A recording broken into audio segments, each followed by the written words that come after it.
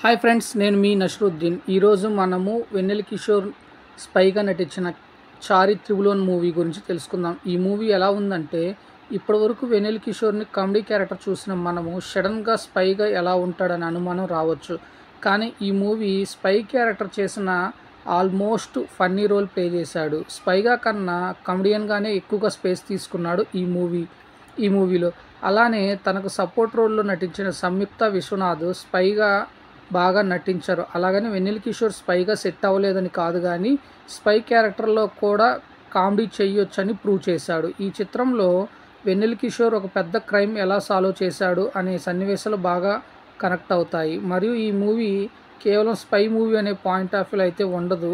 ఇది ఒక spy and comedy genre movie. ఇందులో సత్య, బ్రహ్మాజీ లాంటి నటినట్లు, వారితో పాటు వెన్నెల కిషోర్తో వచ్చే సన్నివేశాలు బాగా నవ్వు తెప్పిస్తాయి. అలానే ఈ మూవీ సెకండ్ హీరో వచ్చేసి సంయుక్త విశ్వనాథ్. ఈమె స్పై క్యారెక్టర్ని బాగా ప్లే చేసింది.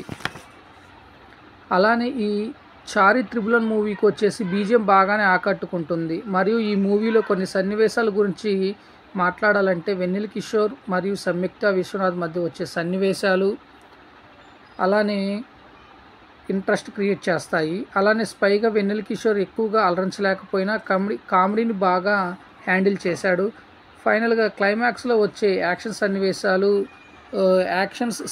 సీక్వెన్స్ ఎంతో ఉత్కంఠభరితంగాను మరియు ఫన్నీగాను ఉంటాయి. ఈ మూవీ స్టోరీ లైన్ వచ్చేసి ఎలా ఉంటుందంటే, చారి రుద్రనేత్రలో ఒక ఏజెంట్ డ్యూటీలో ఎప్పుడు సిల్లీ మిస్టేక్ చేస్తూ హెడ్ రావు చేత చివాట్లు తింటూ ఉంటాడు. ఈ క్రమంలో ఓ హ్యూమన్ బాంబ్ ద్వారా బ్లాస్ట్ జరుగుతుంది. ఆ క్రైమ్ సాల్వ్ చేయడానికి చారిని ఏజెంట్గా అపాయింట్ చేస్తారు. అలాగే ప్లాన్ బిగా ఇషాను కూడా ఈ మిషన్లో భాగం చేస్తారు. అసలు ఇంతకీ ఈ క్రైమ్ వెనక ఉన్న వ్యక్తి ఎవరు, అతను ఇండియాపై ఎందుకు ఈ బ్లాస్ట్లు ప్లాన్ చేశాడు, చారి అతను ఎలా అంతం చేశాడు అనేది మిగిలిన స్టోరీ లైన్. ఇకపోతే ఈ మూవీ ప్లస్ పాయింట్స్ వచ్చేసి వెన్నెల కిషోర్ కామెడీ టైమింగ్, క్లైమాక్స్లో వచ్చే యాక్షన్ సీక్వెన్స్, కామెడీ నటినట్ల యాక్టింగ్.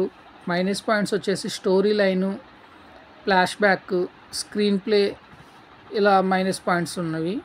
సో నేను ఇచ్చిన ఈ రివ్యూ అనేది మీకు నచ్చినట్లయితే నా ఛానల్ సబ్స్క్రైబ్ చేసుకోండి. నా ఛానల్ పేరు వచ్చేసి TSM బ్లాగ్.